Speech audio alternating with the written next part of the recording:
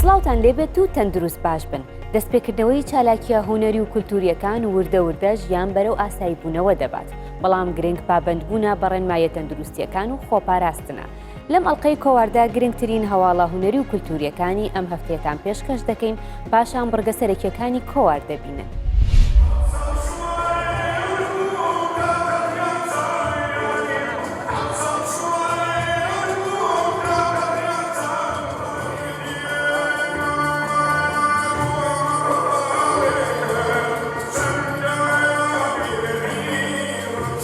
وەزارەتی ڕۆشنبیری و لاوان بەڕێوەبەرایەتی گشتی ڕۆشنبیری و هونەری هەولێر بەشی کەلەپور و هونەرە میلیەکان بە نمایشکردنی تابلۆیەکی هەڵپەڕکێ کتێبی سەمای فریشتەکانی عەبدولعەزیز مەجیدیان بڵاو کردەوە. کتێبەکە لەبارەی مێژووی هونەری میلی و هەڵپەڕکێی کوردەواریە.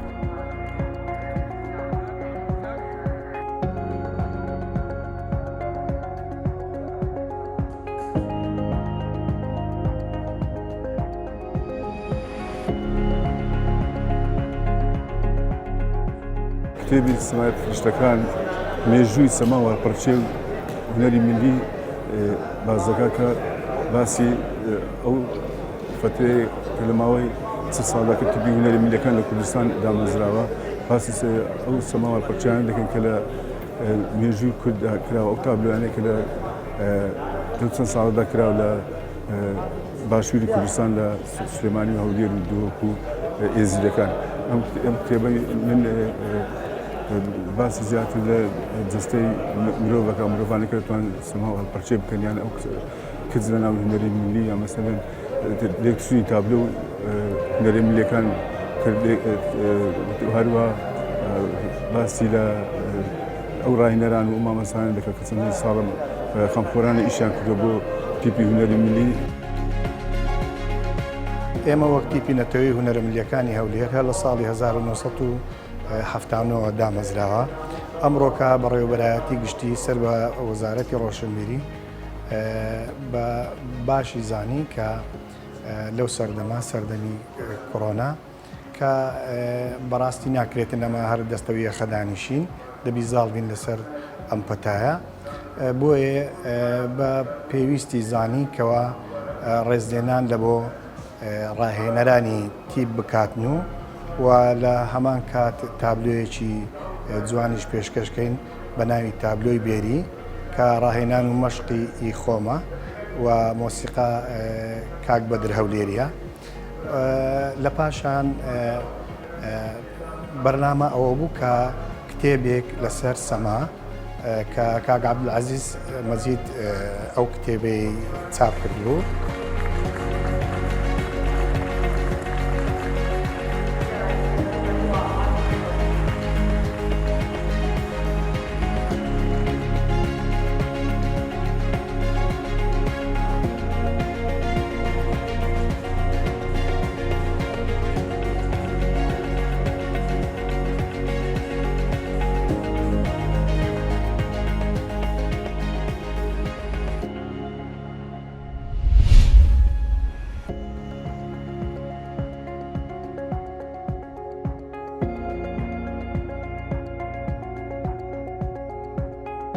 گروپی شانۆی هەوار شانۆگەری کورسیەکانیان لە شاری کەرکووک نمایش کرد. نووسینی ئەم شانۆگەریە لەلایەن یۆژین یۆنیسکۆوە کراوە. لەلایەن نەژاد نەجمەوە سینۆگرافیا و دەرهێنانی بۆ ئەنجام دراوە. ئەکتەرەکانی شانۆگەریەکەش هەوار فارس و هونەر شەوقی و سەلام زەنگەنە و هادی جوانڕۆ و موستەفا بەکرن.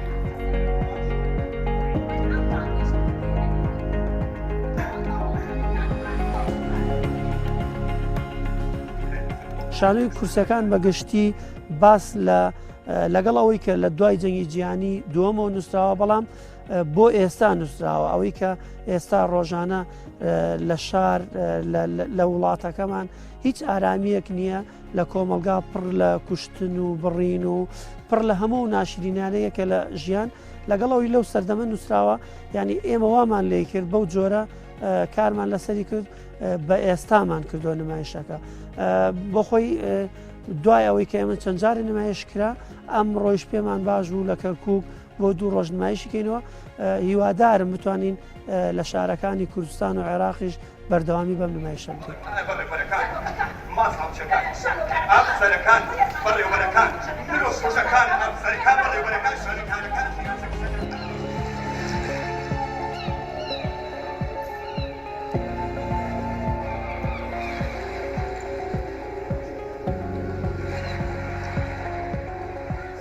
ئەمە لێرە ئەمانە لە دوای ئەم وەسعەوە بە بینەرانمان یاخود بە هەوادارانی گروپی شانۆی هەواروە سەرجەم شانۆکاران بڵێ ئێمە کۆرۆنا نەیتوانی بمان وەستێنێ ئێمە زیاتر لە 2 مانگ سەرقاڵی پرۆڤەکردن بووین بۆ شانۆی کورسەکان و بەردەوامی شەبین لەم ئەزمونە شانۆیە و شانۆی کورسەکان بۆ من ئەزمونێکی زۆر با بڵێن مەزن بوو کە زیاتر لە چەندجانی ئەزمونمان کردووە لە چەند وڵاتێکی با بڵێن دەرەوەی عێراق وە لە کوردستانیش نمایشمان کردووە من تاکو کە ئەچمە ماڵش ئەو کەسایەتی هەر لە هەوارامێنێتەوە بۆیە بەردەوام شانازی بەم ئەزمونە شانۆیەوەکەم کە شانۆی کورسەکانە.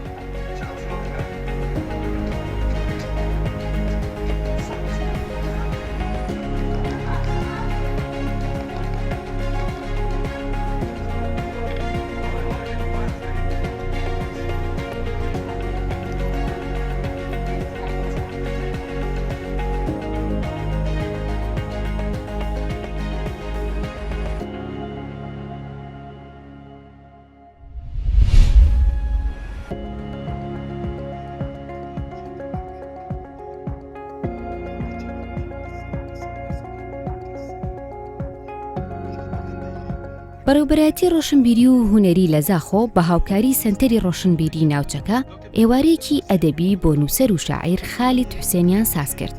تیایدا کۆنووسی کتێبی خۆی بە ناوی دێهەر هەی پێشکەشی ئامادەبووان کرد و واژۆی لەسەر کرد.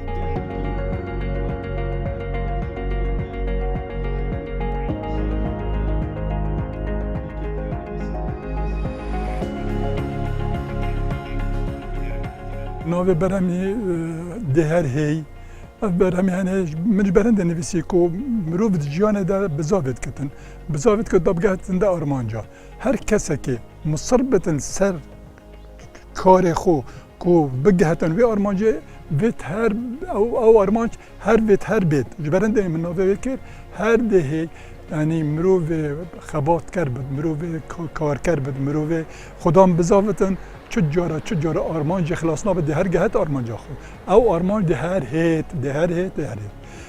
باب که پرتوکانه سال 2013 2014 من نویسی حتی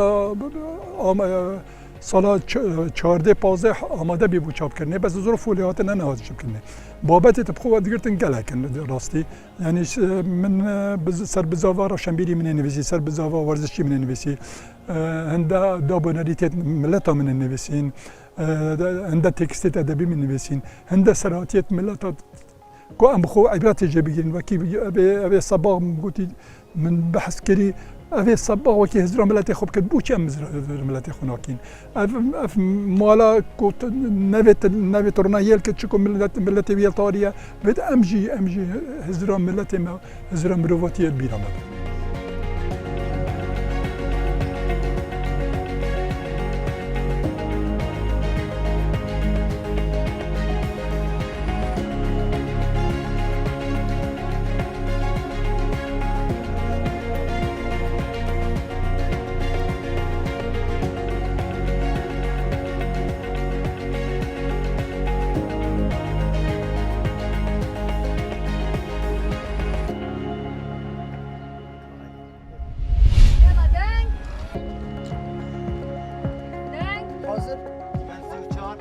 لە ڕۆژاوای کوردستان فیلمێکی سینەمایی بە ناوی بەربوو وێنە دەگیرێت.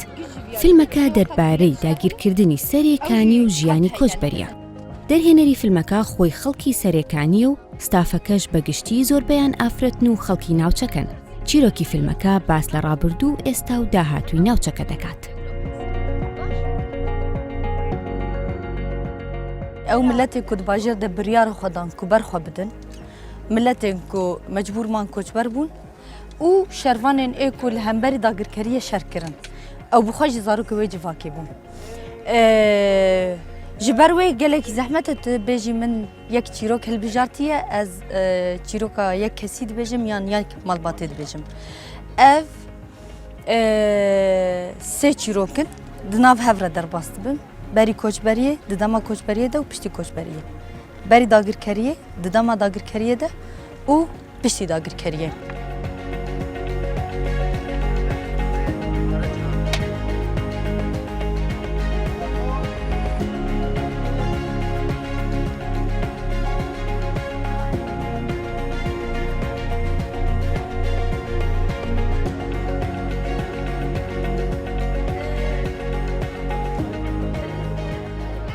براستي يعني حضورها جني قلتي هيد في فيلمي ده جبرجو يعني قالك تقاربيش حيشتي صدي جنن يعني سواء دايك بن سواء املستك فان مكياجي جنن سيناريستا ما جنن اوقا داغر كرياتشي بو يعني الدنيا قش بيدنق بو يعني انا افل مايا جبو يعني أفلم الدنيا بلا جبو ناس بكم بي يعني أوقا يسيب أوقا بيدنجيا وأوقا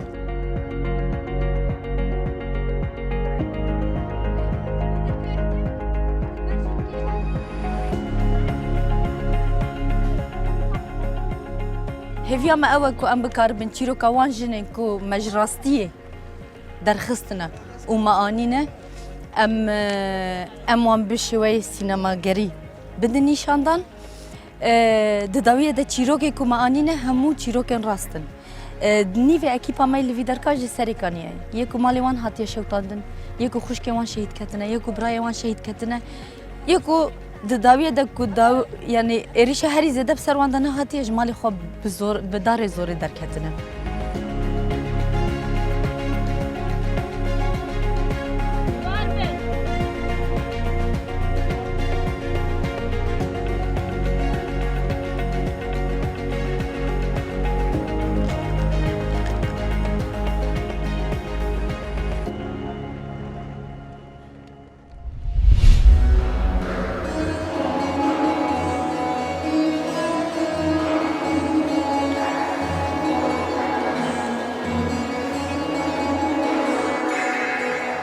موزیکی فولکلۆری کوردی و موزیکی کلاسیکی ئەڵمانی لە ئێوارە کۆنسێرتێکدا لە بەرلین بەیەک دەکەن. گروپێکی موزیکی ئەڵمانی لەگەڵ موزیک ژەنێکی کورد کە خەڵکی قامشلۆیە کۆنسێرتێکی تێکەڵی کوردی و کلاسیکی باخیان ساز کرد. ئەمەش بەمەبەستی زیاتر نزیکبوونەوەی هەردوو کەلتورەکەیە.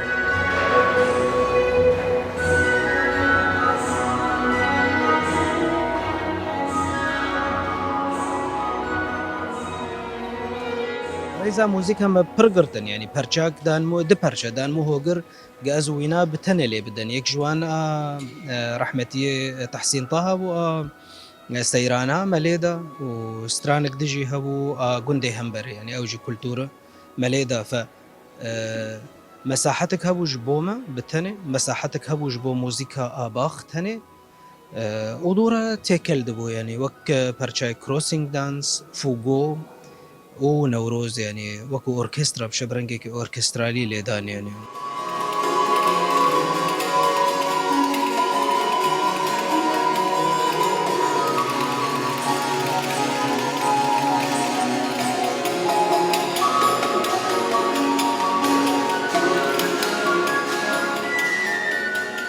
Ich finde es persönlich, oder wir finden das auch als Alte Ripa, großartig mit Mevan und Hogier und mit viel... ما أفكارات دقال مهوان و هوگری گر بکاره که مزن جی دبینم بریان نها کارد هفبش دقال موزیکا عربی مهبون نها جی دقال موزیکا کردی نوروز هالكفتك كردية و دوی روژر داجی موسیقار ألماني باخ جدايك بوا لو ما دقال مهوان مهزر كر كو كارك السروية که بكين كو واندو هالكفتا دو موزيكا كدا كون بكين براسي چيجاكا خوش مجوي كاري دو تو تشتكي جدا بو Gedanken zu Neuruß oder zu Bach und ja, uns hat es sehr viel Spaß gemacht.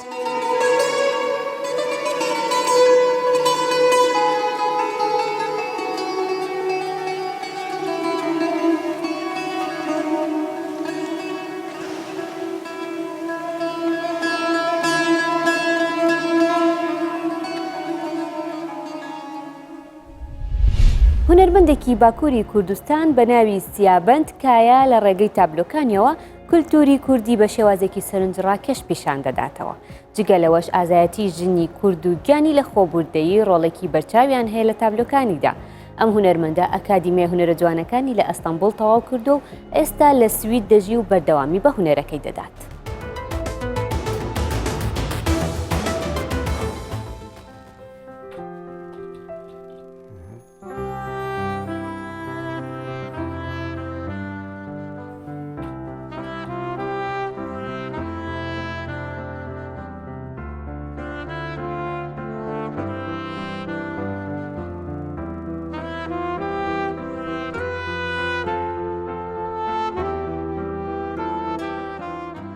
ناوەڕۆکە تابلۆیمە دو شاغوێیا پرانی هەنن. یەک سەرهێڵدانا گەلێمە یادنێژی فۆلکلۆر و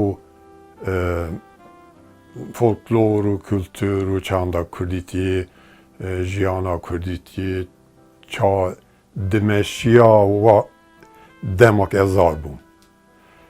ji bo ku temenê min nêzîkî heftê saliye wexta ez zar bûm ew tiştêk folkloriya jiyana kurdîtiyek midît niha ji holê hatiye hildanê pirî mihîm e ku ez wan serhatiyê xwe jiyanak midîtiye ez ji bo قرنێک دوو مەتێنێ ji wan re bihêlim.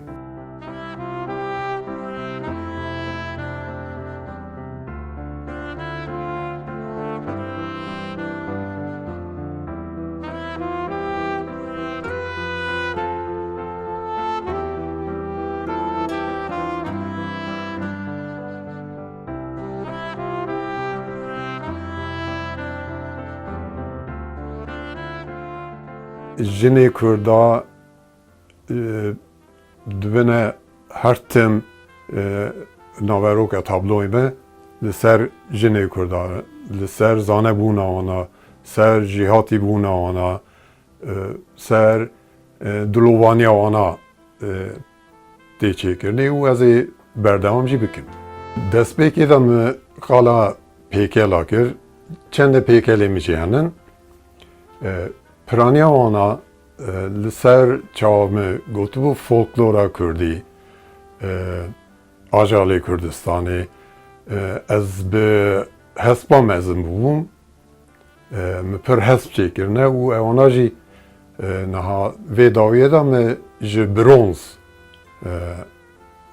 dagirtine. û wê rêyê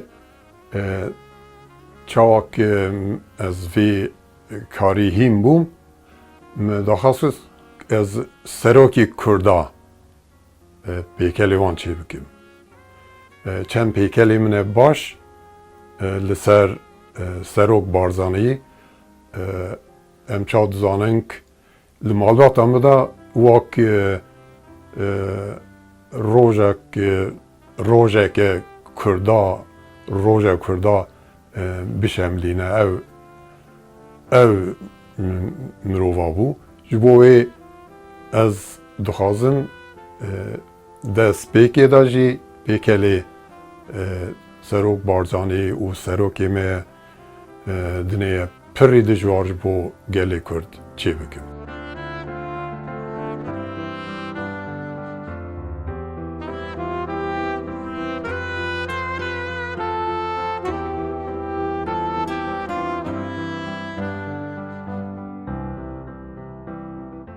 Mostetiya li gele meytevê cuda kir û wê navbênê de hunermendiya xwe jî piştî kar piranî bê êvara û rojê tetîlê me rêbir. Ev yani astengîk e li min çend pêşenge jî çêkirin. Pêşengeke giring 6 sal berî vêya me amade kir. لێ داخوازم ئەوەک ئەس پێشەنگا خۆ بە گەلە گەلە هەنەرێ خۆ تابلۆ و پێکەلا لە کوردستانە عەزیز پێک بینم.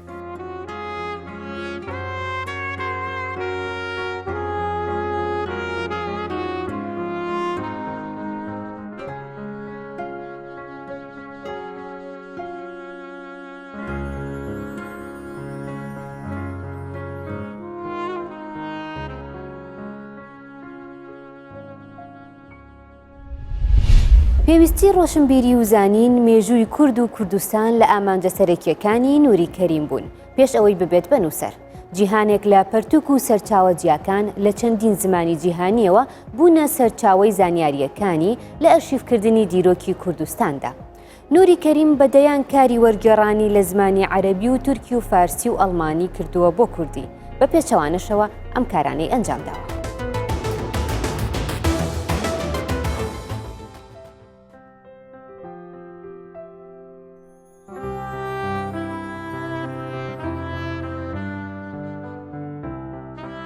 من هەر لە سەرەتاوە کە دەستم بە نووسین کردووە مەبەستم تەنها وشارکردنەوە بووە. وشارکردنەوە لە دوو بوارە، یەکەم بواری دیرۆک و مێژوو، دووەمیان بواری زمان و کولتور.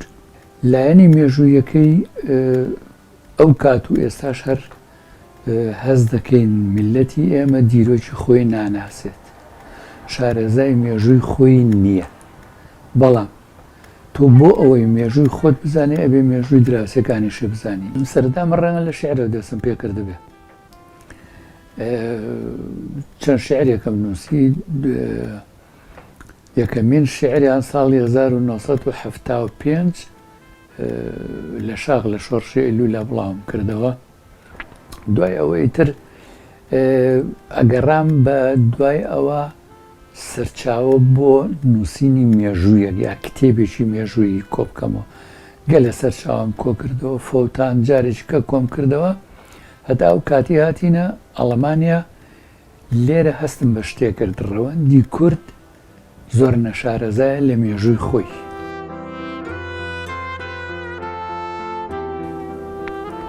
سەرچاوە لێرە کەم بوو. من ڕاستی ئەو کاتە خۆم ڕەنگ هەیە هەر 8-9 دانە کتێبم هەبوو لە ماڵەوە. کتێبخانەکەم لە سلێمانی بەجێهێشت بوو. لە کتێبخانەی گشتی سلێمانیش بەشێکی زۆر لە کتێبەکانم پێشکەش بۆیان کردبوو.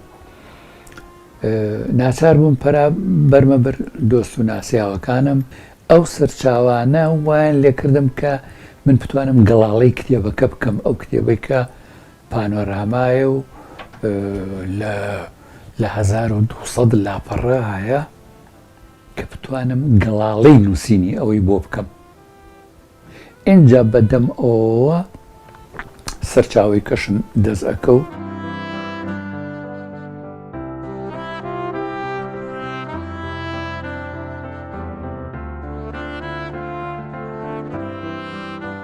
سەرانی کۆمپانیا 3-4 چیرۆکە هینی نووسەرێکی زۆر زۆر گەورەی ئەڵەمانیە، دۆرینتماند، فریدریش دۆرینتماند. ئێستا ئەوەی بەدەستمەوەیە کتێبێکی کە وەرجێڕانە لە زمانی عەرەبیەوە، بەڵام ئەڵێی بۆ کورد نووسراوە. چەند شتێکم هەیە ئامادەن بۆ چاپ، وەکو چیرۆکەکانی یەسووس حەزرەتی عیسا. بەرهەمێکی کە ملوانکەیەک لە پەند و بەیتەکانی کورد ڕەنگە 2000-3000 پەند و بەیتێکە بێ کۆم کردوونەتەوە و وەرم جێڕاونەتە سەر ئەڵەمانی. ئیتر ئەوە جگە لە نزیکی 7 یا 8 وتارێکیش کە لە سایتە کوردیەکانە بڵاوم کردوونەتەوە. ئێسش بەردەوام هەر مانگی 2-3 وتارێکە نوێرم بۆ ئەملا ئەولایەک.